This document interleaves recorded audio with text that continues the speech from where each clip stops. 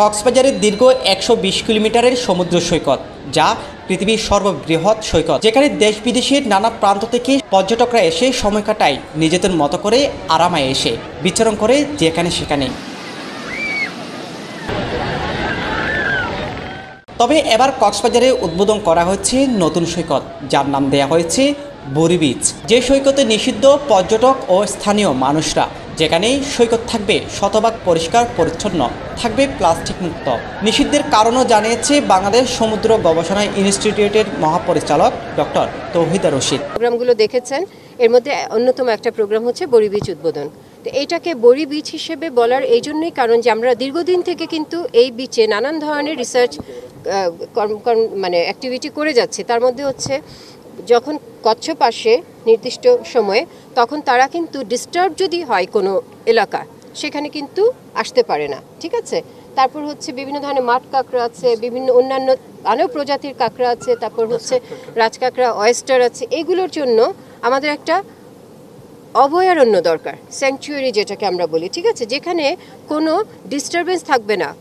হ্যাঁ, যে যখন তখন এসে সেটা যে কোনো প্রাণী হোক, মানুষ হোক, কুকুর হোক, এই যে যখনই ডিস্টার্ব করে তখন কিন্তু এটাকে তখন আর এই যে প্রাকৃতিকভাবে যে তারা উপকূলে আসতে চায় তাদের ডিম পাড়ার জন্য, এবং সেই ডিমগুলো একটা নির্দিষ্ট সময় পরে আবার বাচ্চা ফুটে আবার সমুদ্রে চলে যায়, এই বিষয়গুলো, এবং যখন এই যে রাজকাঁকড়া, এগুলো যে গুরুত্ব রিসার্চে, এই বিষয়গুলো ঠিকঠাক মানে কি বলবো আমরা, সমুদ্র থেকে আসা এবং তাদেরকে আবার এখানে একটা তাদের আশ্রয়স্থল হিসেবে তারা যেন এটাকে বিবেচনা করতে পারে। ট্যুরিস্ট আসবে, কিন্তু সেটার একটা নিয়মের মধ্যে থাকতে হবে যে কোন বীজটা কিভাবে তারা ব্যবহার করবে, সেটা একটা নিয়মের মধ্যে আনার জন্যই আমরা এটাকে একটা মডেল হিসেবে নিব। সংরক্ষিত, গবেষণার জন্য সংরক্ষিত বীজ।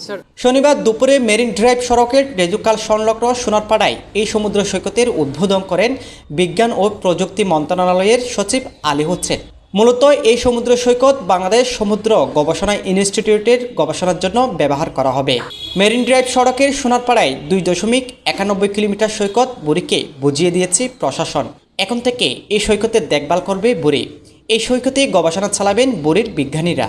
বাংলাদেশ সমুদ্র গবেষণা ইনস্টিটিউটের মহাপরিচালক অধ্যাপিকা ডক্টর তৌহিদা রশিদ বলেন, এই সমুদ্র সৈকত কেবল গবেষণার জন্য মডেল হিসেবে ব্যবহার করা হবে, যা পর্যটনের সাথে কোনো কনফ্লিক্ট নেই। এই সৈকতে শুধুমাত্র প্রাণ বৈচিত্র্যের নিরাপদ আবাসস্থল হবে, এখানে কেউ এসে বিরক্ত করবে না। এই সৈকত থাকবে শতভাগ পরিষ্কার পরিচ্ছন্ন ও প্লাস্টিক মুক্ত। সমুদ্র সৈকতটি বুড়ির তত্ত্বাবধানে রক্ষণাবেক্ষণ করবে।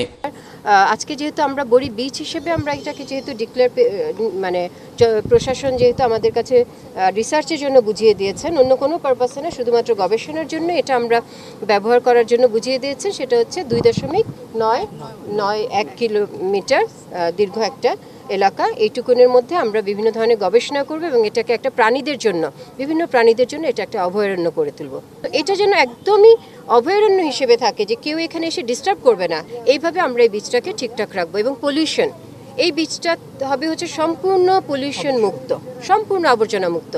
এখান থেকে কোনো প্লাস্টিক বলেন, যে কোনো ধরনের বর্জ্য পদার্থ যেন বীজ মানে সমুদ্রে না যেতে পারে, সেটা রক্ষণাবেক্ষণ করা। তার মানে এটা একটা পাইলট বীজ হিসেবে মডেল হিসেবে কাজ করবে, যে মডেলটা হচ্ছে শুধুমাত্র গবেষণার পারপাসে।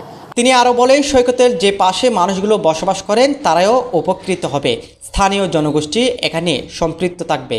এ সময় বিজ্ঞান ও প্রযুক্তি মন্ত্রণালয়ের সচিব আলী হোসেন বলেন, বুড়ি সমুদ্র সৈকত সমুদ্র বিষয়ক গবেষণার জন্য একটি মডেল হবে। স্থানীয় জনগোষ্ঠীকে এটি সম্পর্কে জানানোর জন্য এই সৈকতে কীভাবে গবেষণার কাজ করা হয় মহড়া করে দেখাতে হবে।